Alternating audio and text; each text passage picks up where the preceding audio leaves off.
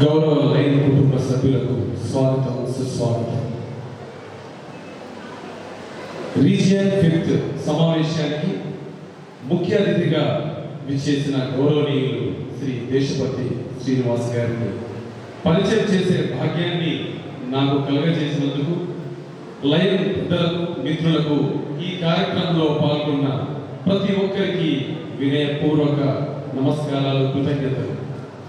ఏ పుణ్యం చేసుకుందో ఈ తెలంగాణ గడ్డ అపర మేధావులకు పొరుడు పోస్తుంది. ఏ పుణ్యం చేసుకుందో ఈ ఉద్యమాల చిల్ల కవులకు కళాకారులకు జన్మనిచ్చింది. ఏ పుణ్యం చేసుకుందో సిద్దిపేట జిల్లా గణగణమని కంచు కంఠం గల గణపాటికి అక్షరాల అధిపతికి మన దేశపతికి జన్మనిచ్చింది. ఏ పుణ్యం చేస్తుందో లయన్ 320 జిల్లా మన మంచిర్యాల జిల్లా దేశపతిని అతిథిగా గౌరవించే అదృష్టాన్ని పొందింది. దేశపతిని అతిథిగా గౌరవించే అదృష్టాన్ని పొందింది. దేశపతి శ్రీనివాస్ గారు సిద్దిపేట జిల్లా గజ్వెల్ మండలం ముడిగడ్డ గ్రామంలో పుణ్య దంపతులైన శ్రీమతి బాల సరస్వతి శ్రీ గోపాలకృష్ణ శర్మ గారులకు 1970వ సంవత్సరం జూలై 1వ తేదీ శుభదినాన జన్మించారు. సిద్దిపేటలో విద్యను ప్రారంభించి గ్రాడ్యుయేషన్ పూర్తి చేసుకొని తదుపరి PG MA Telugu arts college Osmania యూనివర్సిటీలో పూర్తి చేసుకోవడం జరిగింది. ప్రస్తుతం తెలంగాణ రాష్ట్రానికి చెందిన ప్రముఖ కవి, రచయిత, గలగలమని పారే గోదారిలా ఉప్పెంగే తరంగాల స్వరాష్ట్రం కోసం గొంతెత్తి పాడిన గలం మన తెలంగాణ బలం.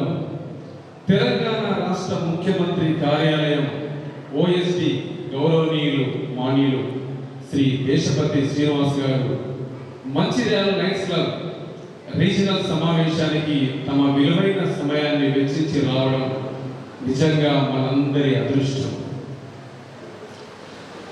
సరస్వతి పుత్రుడైన శ్రీ దేశపతి శ్రీనివాస శర్మ గారు వృత్తిరీత్యా ఉపాధ్యాయుడు, ప్రవృత్తి రీత్యా ఉద్యమకారుడు.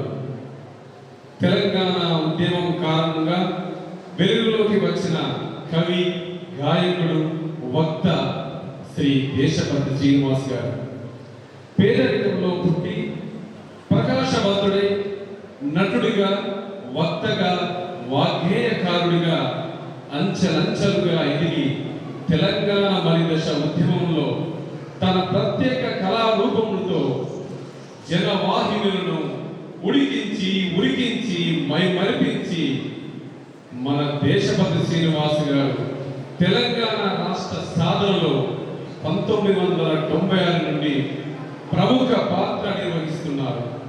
వేలాది మంది సభలో తన ప్రసంగాలతో ఆదరించారు. ఇక వీరి తండ్రి ఉపాధ్యాయులు గోపాలకృష్ణ గారు మంచి కవి, మధుశ్రీ అనే కంఠకావ్యాన్ని రాశారు. ఆయన తెలుగు, సంస్కృతం, ఇంగ్లీష్, ఉర్దూ భాషలో నైపుణ్యం ఉంది. వీరి తాతగారు సంస్కృతాంధ్ర పండితులు. వారు పుష్పబాణ విలాసం అనే సంస్కృత గ్రంథాన్ని తెలుగులోకి అనువదించారు. ఇక వారి మేనమామ రామేశ్వర శర్మ గారు వారు నవ్య కళా సమితి అనే ఒక నాటికను సమితిని ఏర్పాటు చేసి నాటకాలు, యక్షగానాలు తన మిత్రులతో కలిసి ఆడేవారు. వారి ప్రభావం మన దేశపతి శ్రీనివాస్ పై పడింది. తెలంగాణ ఉద్యమంలో తన ప్రత్యేకత తెలంగాణ చరిత్ర ఉపన్యాసాన్ని మాట్లాడుతూ ఆయా సందర్భంగా పాటను సరిజోడి చేసే విధానం ఎంతో మందిని ఆకట్టుకుంది. మన తెలంగాణ పాటల ఊట అక్షరాల తోట శ్రీ దేశపతి శ్రీనివాస శర్మ గారు మన తెలంగాణ గడ్డపై జన్మించడం మనందరి అదృష్టం, మనందరి భాగ్యం. అంతటి గొప్ప వ్యక్తిని పరిచయం చేసే భాగ్యాన్ని నాకు కలిగించినందుకు మీ అందరికీ ప్రత్యేక కృతజ్ఞతలు. మీ Madupu రామప్రకాష్. Thank you very much రామప్రకాష్ గారు. చాలా చక్కగా ఇవాళ లయన్స్ క్లబ్ రీజన్ మీట్కి అధ్యక్షత వహిస్తున్న లయన్ గద్దిరాజు కృష్ణమూర్తి గారు, వారి సతీమణి సుబ్బలక్ష్మి గారు, గత డిస్ట్రిక్ట్ కన్వీనర్స్ డాక్టర్ ఆర్ విజయ గారు, ప్రమోద్ కుమార్ రెడ్డి గారు, చిద్ర సురేష్ గారు, ఇంకా ఎన్ వెంకటేశ్వరరావు గారు, ఆయన పట్టుబట్టి వాళ్ళ ఈ సభ ప్రకటించారు. ఇప్పుడు దాకా మనం మీకు చాలా ఘనంగా పరిచయం చేసే ప్రయత్నం చేస్తున్నాం. శ్రీ రామప్రకాష్ గారు సభలో ఉన్న లయన్స్ క్లబ్ సభ్యులు, వివిధ హోదాలో లయన్స్ క్లబ్ ద్వారా సేవలు అందజేస్తున్నటువంటి వారందరికీ కూడా, వారి వారి కుటుంబ సభ్యులకు, ఇంకా ఇతర మిత్రులకు నమస్కారం. రామప్రకాష్ గారు నాకు పరిచయం చేస్తూ, నేను తెలంగాణ గడ్డ మీద పుట్టడం మహద్భాగ్యం అన్నట్టుగా అన్నారు. దాన్ని కొంచెం సవరించాలనుకుంటున్నాను. నేను పుట్టడం తెలంగాణ భాగ్యం ఎన్నటికీ కాదు, తెలంగాణలో పుట్టడం నా భాగ్యం అవుతుంది. తెలంగాణ వాడిగా పుట్టడం నా భాగ్యం. ఇవాళ ఈ సమావేశం సందర్భంగా మీ అందరినీ కలుసుకోవడం కూడా నాకు దొరికిన గొప్ప సౌభాగ్యంగా నేను భావిస్తాను. నిజానికి పరిస్థితులు ఏమిటంటే మనుషులు ఒకరితో ఒకరు కలుసుకునే అవకాశం ఉండలేదు. ఇవాళ ఒంటరులు అయిపోతున్నారు, దూరంగా వెళ్ళిపోతున్నారు. దానివల్లనే ఇవాళ ఏమవుతుందంటే మనిషి ఒంటరి అయిపోయి అర్థం లేని ఒక విపరీతమైనటువంటి వాంఛలలో, కోరికలలో కొట్టుమిట్టాడుతూ ఎక్కడెక్కడో శాంతిని వెతుక్కుంటూ అగాధం అయిపోతున్నాడు మనిషి. ఇటువంటి సందర్భంలో మనుషులు ఒకటిగా ఉండడం కోసం, ఒకచోట చేరడం కోసం, సాటి మనిషి గురించి స్పందించడం కోసం సంఘాల అవసరం. లయన్స్ క్లబ్ అటువంటి అవసరాన్ని నెరవేరుస్తుందని నేను భావిస్తున్నాను.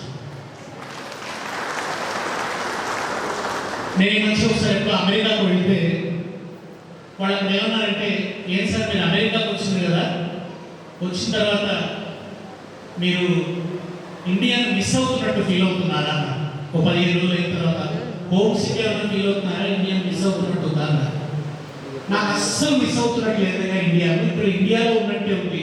ఎందుకంటే ఇక్కడ కూడా బ్రహ్మాండంగా కులాలు, మతాలు, కులాల వారి సంఘాలు, ఒకరితో ఒకరికి పోటీలు, ఒకరంటే ఒకరికి పడకపోవడం, ఈ లక్షణాలన్నీ ఇక్కడ కనిపిస్తున్నాయి. పోగానే నాకేం కనిపిస్తుందంటే కాపు వారి మన భోజనం, కమ్మ వారి కార్తీక భోజనం, కులాల వారి భోజనాలు అమెరికాలో కూడా పెట్టుకుంటున్నారు.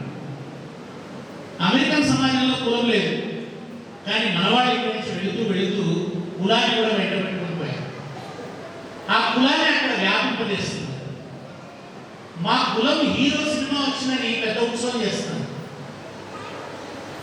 వేరే కులం వాళ్ళు వాళ్ళ కులం హీరోగా చూడాలి, నటుడిగా చూడాలి, అతనిలోని నటనా సామర్థ్యాన్ని చూడాలి, అతనిలోని భావ ప్రకటన సామర్థ్యాన్ని చూడాలి, అతను డైలాగ్ ఎంత గొప్పగా చెప్తున్నాడో చూడాలి, ఆ సినిమా రసస్ఫూర్తి ఉందా లేదా చూడాలి, ఆ సినిమా రసవత్తంగా ఉంది, నీ హృదయాన్ని తాకిందా, నీ హృదయంలో కొంచెం ఏమన్నా ఆర్ద్రత నింపిందా, నీ మనసుకి ఏమన్నా సంస్కారాన్ని ఇచ్చిందా, ఇవన్నీ చూడాలి. కానీ ఫలానా కులం హీరో కనుక ఆ సినిమా చూడాలని పోయేవాడని ఏమంటాం మనం?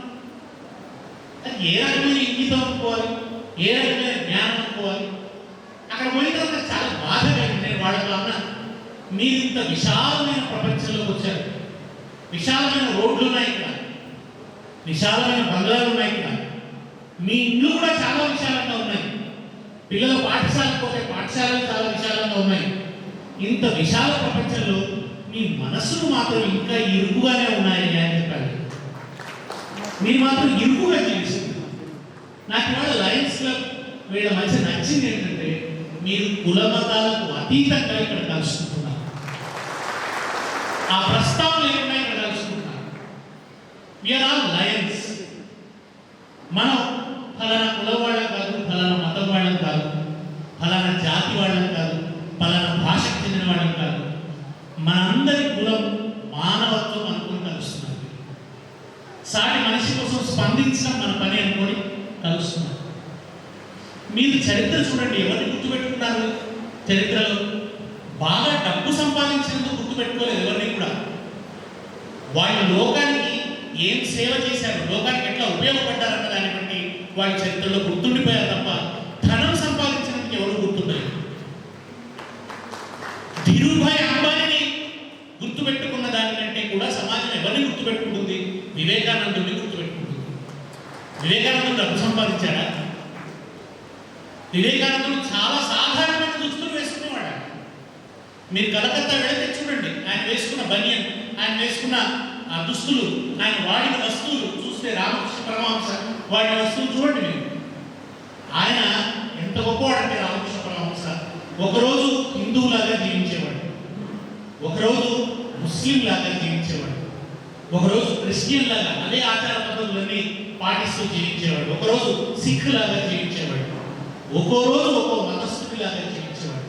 ఆయన చెప్పింది ఏంటంటే ఆరాధనలు ఏవైనా ఆత్మజ్యోతి ఒకటే అని చెప్పాడు రామకృష్ణ.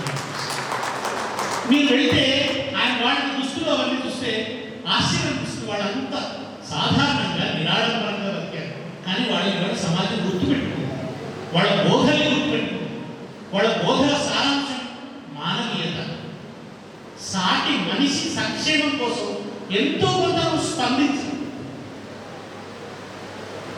మనుషుల మధ్య సోదరత్వాన్ని నిలబెట్టడం కోసం, మనుషుల మధ్య ప్రేమను నిలబెట్టడం కోసం, సమానత్వం, సౌభ్రాతృత్వం, మన రాజ్యాంగం కూడా అదే మాట చెప్పింది. ఈక్వాలిటీ ఉండాలి సమాజంలో, బ్రదర్హుడ్ ఉండాలి, ఒక మనిషికి ఇంకొక మనిషికి మధ్య సోదర సంబంధం ఉండాలని చెప్పి రాజ్యాంగం చెప్పింది. ఈ విలువలు ఎవరైతే నిలబెట్టడానికి ప్రయత్నించారో, ఈ విలువల కోసం ఎవరైతే పోరాడారో వాళ్ళు సమాజంలో గుర్తున్నారు. గాంధీజీ గుర్తున్నాడు. వాడు ఎందుకు గుర్తున్నాడు? దేవి హమే ఆజాదీ బినా ఖడ్గ్ బినా ఢాల్, దేవి హమే ఆజాదీ బినా ఖడ్గ్ బినా ఢాల్, साबरमती के संत तूने कर दिया कमाल. ओ साबरमती सन्यासी, तू ఎంత విచిత్రం చేసావయ్యా. సాబర్మతి కే సంత్ తూనే కర్ దియా కమాల్. తూ కమాల్ చేసావు ప్రపంచ చరిత్రలో. ఏం చేశాడు ఆయన? అహింస పరమో ధర్మ అన్న వేదవాక్యాన్ని తీసుకుని అహింసను ఆయుధం చేసుకొని పోరాడాడు. ఆయుధం అంటేనే హింస, కానీ అహింసను ఎట్లా ఆయుధం చేసుకోవాలో గాంధీజీ నేర్పించారు. ఆయన ఈ దేశ స్వాతంత్ర్యం కోసం భారతీయులందరినీ ఒక్కటి చేశాడు. బంగళా కట్టుకున్నాడా? గాంధీజీకి ఆస్తులు లేదు, పదవులు అలంకరించలేదు. కేవలం ఇక్కడ గాంధీజీ ఎక్కడ జీవిస్తున్నాడంటే ఆయన ఈ దేశం కలిసి ఉండడానికి కొన్ని పునాదులు నిర్మించాడు ఈ సమాజం. ఆయన విగ్రహాలు లేదు. చాలాసార్లు సమాజం ఏం చేస్తుందంటే గాంధీ అయినా అంబేద్కర్ అయినా ఎవరినైనా మూర్తిని పూజిస్తారు, అంటే విగ్రహాలను పూజిస్తారు, స్ఫూర్తిని చంపేస్తారు. మూర్తిని పూజిస్తారు, వాళ్ళు చెప్పిన స్ఫూర్తిని చంపేస్తారు. వాళ్ళ బోధనల సారాంశంతో పని లేదు, వాళ్ళ విగ్రహాలతో పని. మన విగ్రహాలను పూజించడం మీదే ఎక్కువ శ్రద్ధ. కానీ ఆయన విగ్రహాలు లేడు, బొమ్మలు లేడు. ఎక్కడున్నాడు గాంధీజీ? ఆయన చెప్పిన బోధనలో, ఆయన రాసిన అక్షరాలలో ఆయన ఉన్నాడు. ఆయన సామాజిక మహాపాతకాలు అని చెప్పాడు. సమాజంలో గొప్ప పాతకాలు ఏమిటంటే ఆయన చెప్పాడు అవి నిజంగా ప్రతి ఒక్కళ్ళు కూడా. నాకు ఇంతకుముందు వస్తుంటే ఈ పోస్ట్ కనిపించింది ఫేస్బుక్లో. దీనికి ఒకసారి 7 పాపాలు చెప్పాడు. సామాజిక పాపాలు ఉన్నాడు. నియమనిష్టలు లేని రాజకీయాలు, కేవలం అధికారం తప్ప వేరే ఏ లక్ష్యం లేదు. మనుషులకు సమానత్వాన్ని ఇద్దామని కానీ వివేకానంద అంటాడు బాల్యానికి శిక్షణ, యవ్వనానికి దిశానిర్దేశం, వృద్ధాప్యానికి రక్షణ ఇచ్చిందే దేశం అన్నమాట. ఈ మూడు ఇవ్వగలిగితే అది దేశం అన్నట్టు. ఇక్కడ ఆ మూడు కలుగుతుంది. బాల్యానికి రక్షణ లేదు, చిన్న పిల్లల మీద అత్యాచారాలు జరుగుతున్నాయి, చిన్నపిల్లలు వీధి కార్మికులు, వీధి బాల కార్మికులుగా బతుకుతున్నారు, వీధి బాలలుగా బతుకుతున్నారు, స్లమ్స్ లో వాళ్ళ జీవితం కడదేరిపోతుంది, భయంకరమైన హింస ఇవాళ బాల్యం అనుభవిస్తున్నది. డబ్బున్న వాళ్ళ పిల్లలు మాత్రం సంతోషిస్తున్నారా? వాళ్ళు కార్పొరేట్ స్కూళ్ళలో ర్యాంకులు సాధించే యంత్రాలుగా మారిపోయి భయంకరమైన హింసను వాళ్ళు అనుభవిస్తున్నారు. వాళ్ళకి ఆట లేవు, పాట లేవు, వికాసం లేదు, వాళ్ళకి సంస్కారం నేర్పేది లేదు, ఉన్నతమైన మానవ విలువలు వాళ్ళకి నేర్పేది లేదు. సంపాదించే యంత్రాలుగా పిల్లల్ని తయారు చేయడం కోసం వాళ్ళని మనం ర్యాంకులు తెచ్చే మిషన్లుగా చేసి కార్పొరేట్ స్కూళ్ళలో వేస్తున్నాం. కనుక నియమనిష్టం లేని రాజకీయాల వల్ల సమాజం ఇలా తయారవుతుంది. మానవత లేని శాస్త్ర విజ్ఞానం. వానకాలకు కూడా మామిడి కూడా రసం ఎట్లా దొరకాలని నాసా తయారు చేశారు. ఎందుకది ఒక బౌళ జాతి కంపెనీ లాభాల కోసం, దీనికోసం కాదు శాస్త్ర విజ్ఞానం ఉపయోగపడాల్సి. శాస్త్ర విజ్ఞానం అత్యంత తక్కువ ధరలో వైద్యం ఎట్లా చేయొచ్చో దానికోసం ఉపయోగపడాలి. ఖరీదైన మందులు, ఖరీదైన దవాఖానాలు కాదు, అత్యంత చౌక ధరలో మనం వైద్యం ఎట్లా చేయగలం, ఏం చేస్తే మనిషికి బలహీనుడికి అక్కడి వాడికి మేలు జరుగుతుందన్న దానికి సంబంధించి శాస్త్ర విజ్ఞానం చర్చించాలి. దానికోసం శాస్త్రం పనిచేయాలి. కానీ వాళ్ళు ఏమవుతుంది, పెద్ద పెద్ద పెట్టుబడిదారి సంస్థలు సైంటిస్టులను కోరుకొని వాళ్ళకు అవసరమైనటువంటి పరిశోధనలు జరిపించుకుంటారు. దానివల్ల ఆ శాస్త్ర విజ్ఞానం మానవాళికి ఉపయోగపడదు. కనుక మానవత లేని శాస్త్ర విజ్ఞానం వ్యర్థం అన్నాడు గాంధీజీ. అంతఃకరణ లేని ఆనందం, దయలేని ఆనందం, సాటి మనిషి మీద దయలేకుండా పొందే ఆనందం అది ఆనందం కాదన్నాడు. త్యాగం లేని పూజ, కేవలం భగవంతుని పూజించడం కాదు, త్యాగం నీలో ఎంత ఉంది. త్యాగాన్ని భగవంతుడు చూస్తాడు తప్ప నువ్వు ఎంత అద్భుతంగా పూజ చేశావు, ఎంత డబ్బు ఖర్చు చేసి పూజ చేశావు అన్నదాన్ని భగవంతుడు చూడడు. నీలో త్యాగం ఉందా లేదా? నీతి లేని వాణిజ్యం. వ్యాపారం అంటేనే అవినీతితో కూడుకున్నది కాదు. అక్రమ సారా అమ్మడం, గుట్కా అమ్మడం, లేదంటే మత్తు మందులు అమ్మడం, నకిలీ విత్తనాలు అమ్మడం, దుర్మార్గమైన వ్యాపారాలు ఎక్కువ చూస్తాం. అనేక రకాలుగా పన్నులు ఎగ్గొట్టడం, దీనివల్ల సంపద చేయించుకోవడం. భాగవతం అంటుంది ఏ నది కూడా బురద నీరు చేరకుండా పెద్ద నదిగా మారదు. అట్లాగే ఎక్కువ డబ్బు సంపాదించిన వాడు, వేల కోట్ల పడగెత్తిన వాడు ఎవడు కూడా అవినీతి దుర్మార్గం లేకుండా అంత సంపాదించలేడు అని చెప్తూ, బురద నీరు లేకుండా నది పెరగాలంటే పరమ సంపద ఎవడైనప్పుడు అవినీతి చేయకుండా సంపాదించలేడు అంటాడు. కానీ అటువంటి సంపాదన కాదు, అటువంటి వ్యాపారం కాదు, నీతి లేని వాణిజ్యం ఉండకూడదు అన్నాడు, పని లేని సంపద ఉండకూడదు అన్నాడు. పని ఉండాలి, మనిషికి శ్రమ ఉండాలి. శ్రమ లేకుండా సంపాదించే సంపద శీలం లేని విద్య. విద్య ఉంటుంది కానీ ట్యాక్ట్ ఉంటుంది. అటువంటి విద్య ఉపయోగం లేదు అన్నాడు. ఇవి చెప్పాడు కనుక గాంధీజీ ఇవాళ నిలబడినాడు, ఇవాళ రిలవెంట్గా ఉన్నాడు గాంధీజీ. వీటిని సామాజిక పాపాలుగా చెప్పాడు. కనుక సమాజానికి మనం ఏమి ఇచ్చినామన్న దాన్ని బట్టి చరిత్రలో గుర్తుంటాం తప్ప ఎంత సంపాదించామన్న దాన్ని బట్టి గుర్తున్నాం. ఇవాళ జయశంకర్ గారిని గుర్తు చేసుకుంటాం, తెలంగాణ వాళ్ళందరూ కూడా. ఎందుకు గుర్తు చేసుకుంటాం? నేను ఆయన మీద ప్రేమతో పాట రాసుకున్నాను.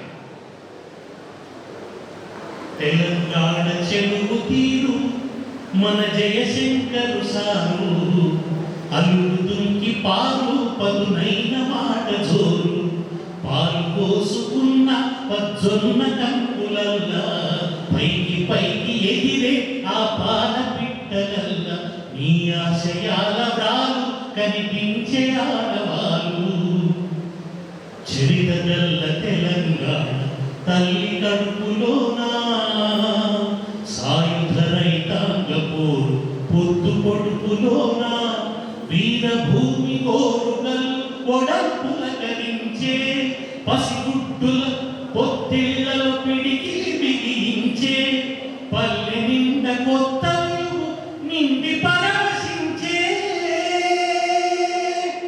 భద్రకాళి చెరువులోనా, భద్రకాళి చెరువులోన బతుకమ్మలు మురిసే, తెలంగాణ చెరువు తీరు మన జయశంకరు సారు, అలుగు దుంకి పారు పదునైన మాట జోరు. 69 ఉద్యమంలో 69 వేళ ఎగిసెను జనజ్వాల, కన్నులలో ఆవేశం కదలాడిన రుద్రుడు. 69 పోరాటం జరుగుతున్నప్పుడు యువకుడైన జయశంకర్ కన్నులలో ఆవేశం కదలాడిన రుద్రుడు, ఆధిపత్య శక్తులపై అతడు వీరభద్రుడు. ఆవేశంతో పోరాటం చేశాడు. తర్వాత ఆయనకు అర్థమైంది ఏంటంటే ఆవేశపూరితమైన పోరాటం కాదు, ఆలోచన కావాలి. ఆలోచన అవసరాన్ని తెలిసిన భక్తుడు తెలంగాణ కనుగొన్న అతడు మరో బుద్ధుడు. తెలంగాణ చెరువు తీరు మన జయశంకరు సారు, అలుగు దుంకి పాలు పదునైన మాట జోరు. జీవితాంతం పనిచేశాడు. తెలంగాణకు తనకు తాను న్యాయవాదిగా మార్చుకున్నాడు, అడ్వకేట్ లాగా మారాడు. తెలంగాణ జరుగుతున్న అన్యాయం గురించి మాట్లాడాడు. బహుశా ఒక 15-20 సంవత్సరాల అందరూ విన్నారు. తెలంగాణ గురించి మాట్లాడితే చాలు వందలాది వేలాది మంది వచ్చారు. కానీ 69 తర్వాత 69 ఉద్యమం కుప్పకూలిన తర్వాత జయశంకర్ మాట్లాడితే వినడానికి ఎవరు లేరు.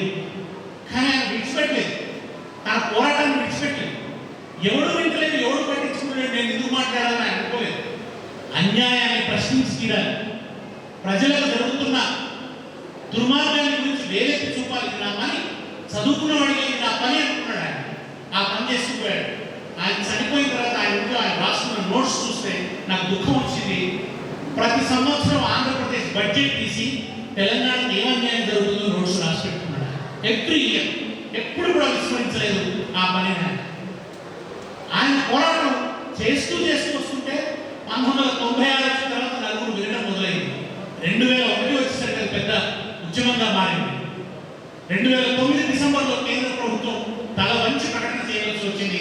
2014లో రాష్ట్రం ఏర్పడిపోయింది. ఇది ఒక వ్యక్తి పట్టుదలతో చేసినటువంటి కృషితో కార్యదీక్షతో సాధ్యమైంది. అందుకని వాళ్ళు చేసిన మనం గుర్తుపెట్టుకుంటాం, ఆయన యాద్ చేసుకుంటాం, ఆయన గురించి పాట పాడుకుంటాం. ఆయన నుంచి గ్రహించాల్సిన నిరంతరం ప్రశ్నించడం.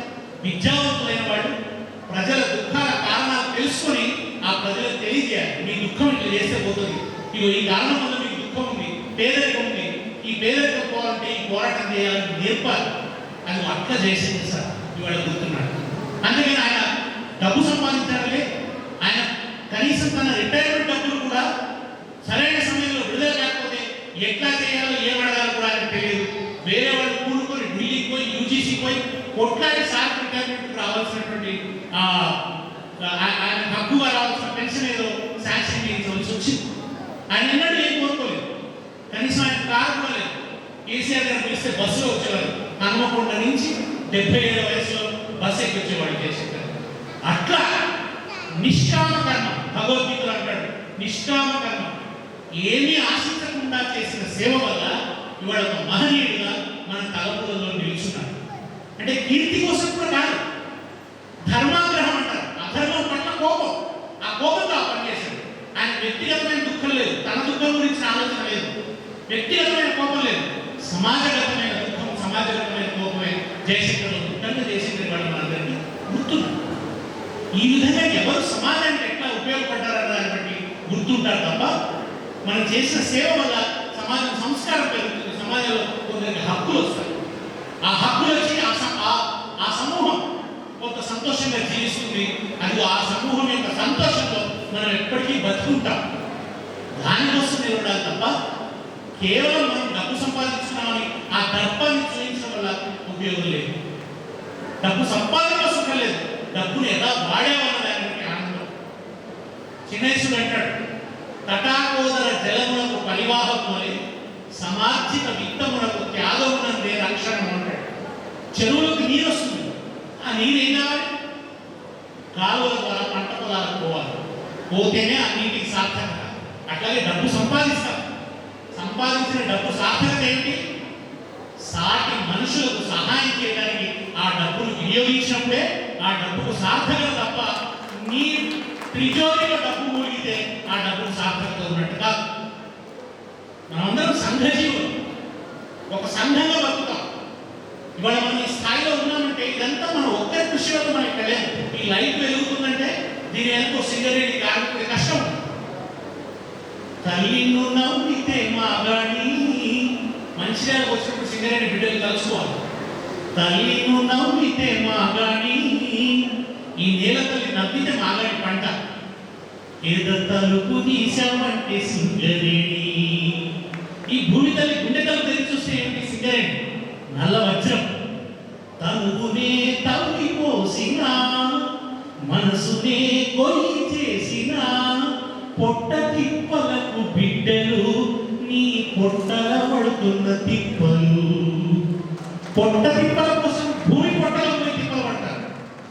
ఏ రోజుగా కవి అంత అద్భుతంగా ఊహిస్తాడంటే, ఏ రోజుగా రోజు తీరి నూరేళ్ళ ఆయుష్ కోరి, కడుపుల తిరిగేటి కొడుకులకైను తిరుగుతున్నావేమో సూర్యుని గుడి చుట్టూ. నేలమ్మ అహ నేలమ్మ, నేలమ్మ నేలమ్మ నేలమ్మ, నీకు వేల వేల వందనాలమ్మ. నేలమ్మ నేలమ్మ నేలమ్మ, నేలమ్మ నేలమ్మ నేలమ్మ, నీకు వేల వేల వందనాలమ్మ. నేలమ్మ నేలమ్మ నేలమ్మ. గర్భవతులు కడుపులో ఉన్న పిల్లలు క్షేమంగా ఉండాలని దేవుడి గుడి చుట్టూ ప్రదక్షిణ చేస్తారు. ఈ భూమి కూడా సూర్యుడి చుట్టూ ప్రదక్షిణ చేస్తుందట. భూమి సూర్యుడి చుట్టూ తిరుగుతుంది కదా. కవి గారు ఏమంటున్నాడంటే, భూమి సూర్యుడి చుట్టూ ప్రదక్షిణ చేస్తుందట. ఎందుకు చేస్తుందంటే, తన కడుపులోకి పోయి బొగ్గు తవ్వుతున్న సింగరేణి బిడ్డలు క్షేమంగా ఉండాలని సూర్యుడి చుట్టూ ప్రదక్షిణ చేస్తుందట భూమి. ఆ సింగరేణి బిడ్డలను ఎప్పుడు చెమట లేకుండా ఈ కరెంట్ లేదు. థర్మల్ విద్యుత్ కదా మనకు అందుతున్నది. ఆ లైట్ లేదు. ఒక పద్మశాలి సోదరుడి కృషి లేకుండా ఎవరు కనుగొన్నారు? ఇవాళ మనందరం ఇంత బ్రహ్మాండంగా బట్టలు వేసుకుంటాం. ఇవాళ ఇది మిల్లు ద్వారా తయారవుతుండొచ్చు, కానీ ఒక మగ్గం తయారవడానికి ఆ టెక్నాలజీని కనుగొన్నది ఎవరు? సమస్త విజ్ఞానాన్ని కనుగొన్నది ఎవరు? విజ్ఞానం మనమే కనుగొన్నామా? మన ఒక్కరి వల్ల ఇంత సైన్స్ డెవలప్ అయిందా? అనేక మంది మనుషులు కష్టపడితే ఒక పెద్ద పరిణామ క్రమంలో జ్ఞానం ఉత్పత్తి అయింది. దూరం నుండి చిట్టపులిని మట్టు పెట్టి తీరాలని ఓ ఆదివాసి ఉన్నాడు. ఎప్పుడో ఆదిమ కాలంలో అతను అడవిలో తిరుగుతున్నాడు, వేట కోసం తిరుగుతున్నాడు. ఓ చింతపులి ఎదురైంది. మనిషి చింతపులిని కొట్టలేడు. చింతపులి బలంతో మనిషి బలం సరిపోదు. మరి ఎట్లా చింతపులితో పోరాడాలి? దానికోసం ఏం చేశాడు మనిషి? దూరం నుండి చిట్టపులిని మట్టు పెట్టి తీరాలని అడవి తల్లికి కూనటు మెదడును గిలగొట్టినాడు. పచ్చి కట్టె వంచితాడు చుట్టి ధనువు చేసినాడు. ఓ పచ్చి కట్టె తీసుకొని దాన్ని వంచి దానికి ఒక తాడు చుట్టి దాన్ని బాణంగా మార్చాడు. పచ్చి కట్టె వంచితాడు చుట్టి ధనువు చేసినాడు. హుంకారం చేసి ధనుష్టంకారం సలిపినాడు. మొదటి యంత్రమది చేసిన మొనగాడు గిరిజనుడు. మొదటి యంత్రమది చేసిన మొనగాడు గిరిజనుడు. హుంకారం చేసి ధనుష్టంకారం సలిపినాడు. ఆ ధనువును పట్టినోడు, ఆ ధనువును పట్టినోడు అర్జునుడై వెలిగినాడు. పరికరాలు, ఆ పరికరాలు పుట్టించిన తెలివి కష్ట జీవిది. పనినొక సంస్కృతి చేసిన ఘనత కష్ట జీవిది. కష్ట జీవులందించిన శ్రమ సంస్కృతి మనది. పరికరాలు పుట్టించిన తెలివి కష్ట జీవిది. ఆ బాణాన్ని కనుగొన్నవాడు, ధనుస్సును కనుగొన్నవాడు ఒక ఆదివాసి. కానీ అదే బాణంతో అర్జునుడు మహావీరుడయ్యాడు. చరిత్రలో అర్జునుడు గుర్తుండొచ్చు, కానీ బాణం కనుగొన్నవాడు గుర్తుండడు. బాణం ఒక మనిషి కనుగొనలేదు, ఓ సమూహంలో మనిషి తిరుగుతూ తిరుగుతూ దాన్ని ఉత్పత్తి చేశాడు. అందుకే మనుషుల పేరు ఉండవు అవి కూడా. మగ్గులు ఎవరు కనుగొన్నారు? గుడ్డలు ఎవరు కనుగొన్నారు? గడ్డపాలు ఎవరు కనుగొన్నారు? పొడవలు ఎవరు కనుగొన్నారంటే చెప్పలేదు. మనుషుల నాగరికత పరిణామంలో అని కనుగొన్నారు. బల్బు ఎవరు కనుగొన్నారంటే థామస్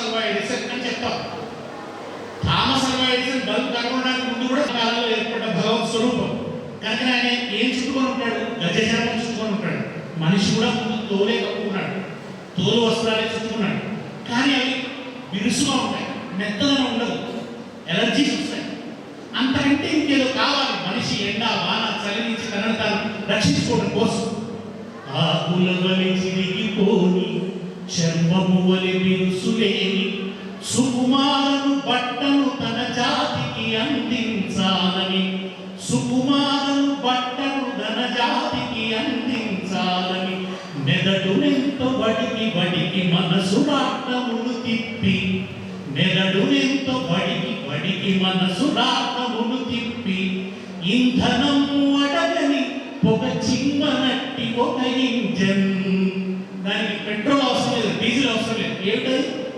ఇంధనము అడగని ఒక చిమ్మనట్టి ఒక ఇంజన్. ఇచ్చిన ప్రతిభాశాలికి మెచ్చుతునగరా మగ్గం, ఇచ్చిన ప్రతిభాశాలికి మెచ్చుతునగరా మగ్గం. ఆ మగ్గానికి యంత్రం అతికినోడు ఒక బిల్ల పరికరాలు, ఆ పరికరాలు పుట్టించిన తెలివి కష్టజీవిని. ఇవాళ వస్త్రాలను ఉత్పత్తి చేసి సంపద బిల్లా దగ్గర పోగొడవచ్చు, కానీ వస్త్రం ఎట్లా తయారు చేయాలో కర్మదేవుడు మొట్టమొదట మగ్గం తయారు చేసిన పద్మశాలి. పద్మశాలి అని ఎందుకంటారంటే తామర తూడు నుంచి వస్త్రం తయారు చేయడం నేర్చుకున్నారు వాళ్ళు, కనుక పద్మశాలి అంటారు. ఇంతమంది శ్రమ చేస్తే కదా ఇవాళ మనం ఇక్కడ ఉన్నాము. ఈ విజ్ఞానం ఇంత దూరం వస్తే కంప్యూటర్లు వాడుతున్నాము, ఎలక్ట్రానిక్ గాడ్జెట్స్ వాడుతున్నాము. ఇవన్నీ ఎంతమంది మనుషుల శ్రమలోంచి కృషిలోంచి ఇవన్నీ వస్తే వీటన్నిటిని ఆసరా చేసుకొని జీవిస్తూ మనం సుఖమైన జీవితాన్ని పొందుతున్నాం, సంపాదించుకుంటున్నాం. సంపాదన రకరకాలుగా రావచ్చు మన దగ్గరికి. ఇది సమాజం, సమానత్వం లేని సమాజం, ఈక్వాలిటీ లేని సమాజం. కొందరికి అవకాశాలు ఎక్కువ వస్తాయి, కొందరికి రావు. కారణాలు అనేకం, లోతులో కొద్ది చాలా కారణాలు ఉంటాయి. కనుక సంపాదించాలంటే నేను గొప్పవాడిని అనుకోదు. అనుకోని కారణాల వల్ల నీ దగ్గరికి సంపద వస్తుంది. సంపద వచ్చినప్పుడు నువ్వు ఎట్లా ఆలోచించాలంటే గాంధీజీ చెప్పాడు, ధర్మకర్తృత్వ సిద్ధాంతం అన్నాడు. నీ సంపద నువ్వు ఒక ధర్మకర్త అనుకో, నీదే మొత్తం సంపద అనుకో. ఆ సంపద నువ్వు ఒక ధర్మకర్త అనుకొని ఆ సంపద సాటి మనుషులకు ఎట్లా పంచాలో ఆలోచించు. సాటి మనుషులకు పంచడంలో ఆనందాన్ని వెతుకో. నీ ఒక్కడి సుఖం కోసమే సంపద అనుకోకు. నువ్వు ఒక్కడివే సుఖం పొందలేవు. సమస్త లోకం సుఖంగా ఉంటే నువ్వు సుఖంగా ఉంటావు తప్ప ఒంటరిగా నువ్వు సుఖాన్ని పొందలేవు. మొత్తం లోకం కల్లోలంలో ఉంటే నువ్వు ఒక్కడివే సుఖంగా ఉంటా అంటే కుదరదు. మన ఇంటి చుట్టూ వాతావరణం అంతా పరిశుభ్రంగా ఉంటే మన ఇంట్లో మనం మంచిగా ఉంటాం. ఇంటి చుట్టూ దుర్గంధం ఉండి మీ ఇంటిని మీరు ఎంత వినాయకుతో కట్టుకున్నా ఇంట్లోకి వాసన వస్తుంది. అట్లనే లోకం అశాంతితో ఉంటే మీరు మీ ఇంట్లో ఎంత ప్రశాంతతో ఉన్నారనుకున్నా ఉండలేదు. ఆ బాధను అనుభవించాల్సి వస్తుంది. అందుకనే మీకున్న సంపదలు కొంత త్యాగం చేయండి, కొంత లేని వాడికి ఇవ్వండి. ఆ లేని వాడికి ఇచ్చినప్పుడు వాడి కళ్ళలో కలిగే ఆనందం చూడండి, అది నిజమైన సంతోషం, అది నిజమైన ఆనందం, అది మన జన్మకు సార్థకత. ఇవాళ మీరు ఆ కుట్టు మిషన్ ఒక తల్లికి ఇస్తే దాన్ని ముట్టి ఆ తల్లి జీవనం సాగిస్తే ఆమె ఇంటికి ఆ కుట్టు మిషన్ ఆధారం ఉంటే అదిగో ఆమె కలిగే సంతృప్తిలో లయన్స్ క్లబ్ సభ్యులు జీవిస్తూ ఉంటారు. అక్కడ వాళ్ళ పేరు నిల్చుంటాయి. వాళ్ళ నిజంగా వాళ్ళ పేరు నిల్చుండకపోవచ్చు, కానీ ఆ తృప్తిలో వాళ్ళ పేరు నిల్చుంటారు. మీరు వికలాంగుడికి పైసైకి ఇస్తే దానివల్ల అతనికి కలిగేటువంటి ఉపయోగం ఉంటుంది. లేదా కేసు భూకంపంలో వెళ్ళి ఆ బాధితులకు సహాయం చేస్తే, ఒక రక్తం లేనితో బాధపడుతున్న వాళ్ళకి రక్తాన్ని అందిస్తే, ఒక కంటి చూపు కోల్పోయిన వాడికి ఆపరేషన్ చేయించి కళ్ళు పెట్టించి ఆ తర్వాత మెరిసే కళ్ళతో అతను లోకాన్ని చూస్తున్నప్పుడు అక్కడ మన జీవితానికి సార్థకత. కనుక మనం సంపాదించిన డబ్బు దానికోసం వినియోగించాలి. మనం సంపాదించిన డబ్బు వాటి కోసం ఉపయోగపడ్డప్పుడు ఆ డబ్బులు సార్థకత. అంతేగాని నాకు ఆనందం కావాలని వాళ్ళు ఏం చేస్తారు, థాయిలాండ్ వెళ్తున్నారు. థాయిలాండ్ వెళ్ళి అక్కడ ఆనందం వెతుకోవాలని 10 రోజుల పాటు తాగి ఊగి వస్తున్నారు. నిజంగా ఒక సంతోషం పొందుతావా? సంతోషం నీ పక్కనే ఉంది. నీ సాటి వాడికి సహాయం చేయడంలో నీకు గొప్ప సంతోషం ఉంది. అందుకే తెరీసా లాంటి వాళ్ళు అన్నారు, ప్రార్థించే పెదవుల కన్నా సేవించే చేతులే గొప్పవే.